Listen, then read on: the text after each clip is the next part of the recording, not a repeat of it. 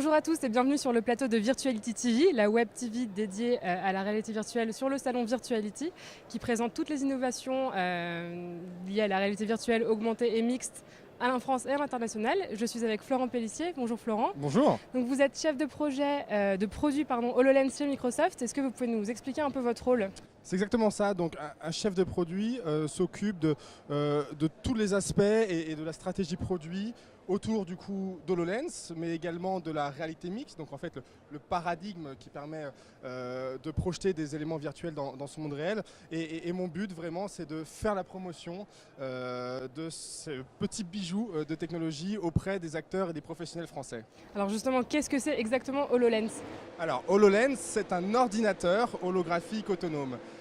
On a plein de capteurs en fait sur le devant de cet appareil qui permettent de capter l'environnement, et en fait dans cet environnement je vais pouvoir à travers ces petites lentilles y ajouter des éléments virtuels qui vont prendre la forme d'hologrammes.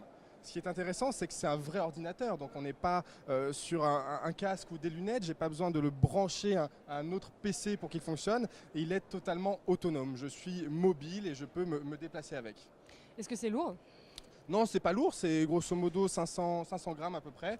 C'est pas fait pour être porté sur un usage d'une journée complète, de 8h à 18h, c'est plutôt pour être utilisé de façon ponctuelle, 1 heure, 12 heures, par rapport à certaines problématiques, de la maintenance, de la formation, ce genre de choses. Vous nous avez parlé de réalité mixte. C'est quoi la différence entre la réalité mixte et la réalité augmentée ? Alors ça, c'est une bonne question que j'ai assez souvent. Généralement, déjà la réalité virtuelle, les gens connaissent, on est totalement immergé dans un autre monde, et c'est arrivé sur le marché depuis quelques temps.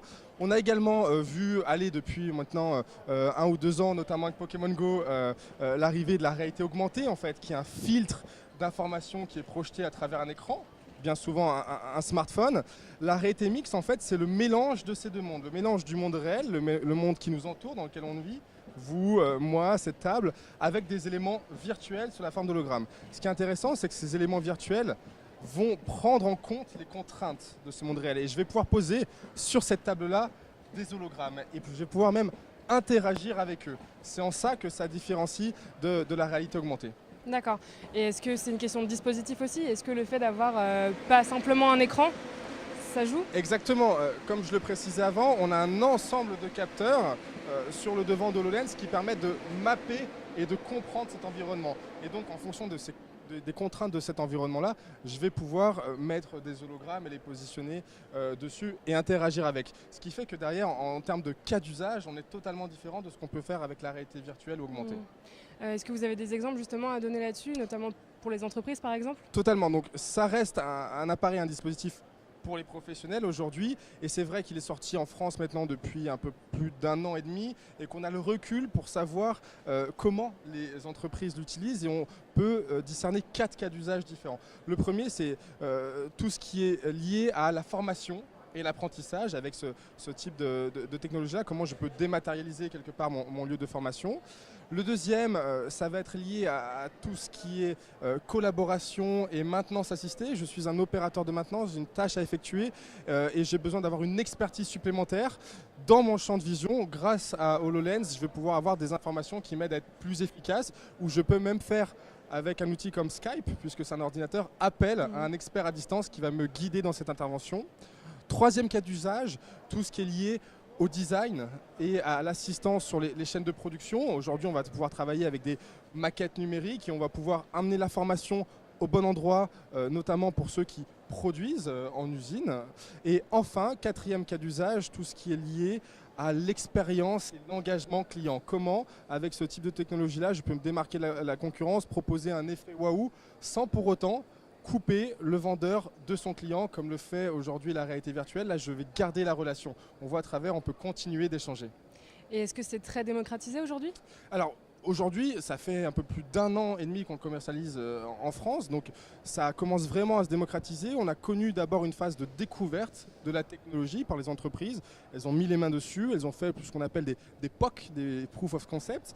Là, désormais, on est à l'échelon d'après, c'est-à-dire qu'elles passent vraiment en mode projet et qu'elles le déploient par dizaines, voire centaines, auprès de certaines populations métiers, des ingénieurs, des opérateurs de maintenance, des commerciaux. on trouve beaucoup d'usage d'HoloLens dans le monde industriel. L'aéronautique, l'automobile, la construction. Pourquoi? Parce que c'est un secteur qui a l'habitude de manipuler la 3D depuis assez longtemps. On construit des avions, des voitures en 3D depuis longtemps. Et au final, les hologrammes, c'est de la 3D. Donc si on a l'habitude de ce monde-là et si on a les compétences pour développer en 3D, forcément, on appréhende et on prend en main HoloLens bien plus facilement. Et est-ce qu'on peut imaginer à terme que ce soit aussi adopté par le grand public? Alors aujourd'hui, la stratégie de Microsoft sur ce sujet est assez claire. C'est une stratégie de plateforme. On a une plateforme Windows Mixed Reality qui fait fonctionner HoloLens pour les professionnels, et ça reste aujourd'hui un outil pour les professionnels. Et cette plateforme est également à la base des casques immersifs, donc un peu plus proche d'un environnement virtuel qu'on met à disposition du grand public avec nos partenaires constructeurs, Acer, HP, Dell, Lenovo et Asus. Et là, du coup, on touche le grand public. L'intérêt pour Microsoft, c'est vraiment de proposer une plateforme commune à ces deux mondes et d'avoir du coup des applications qui fonctionneraient aussi bien sur HoloLens pour les professionnels que sur ces casques immersifs pour le grand public. Et juste si on devait conclure avec une vision un peu du futur, est-ce que demain on se baladera tous avec ce type de casque sur la tête? Alors on est vraiment aujourd'hui qu'au début des réalités immersives. Moi je pense que c'est vraiment un grand bouleversement comme l'a été l'apparition du PC dans les années 70, de l'internet en 2000, du mobile en 2010. Et là vraiment on est encore qu'au début. Il y a des technologies comme HoloLens qui viennent de sortir, qui ont 1 an, 2 ans. Il y aura une évolution de ces technologies-là.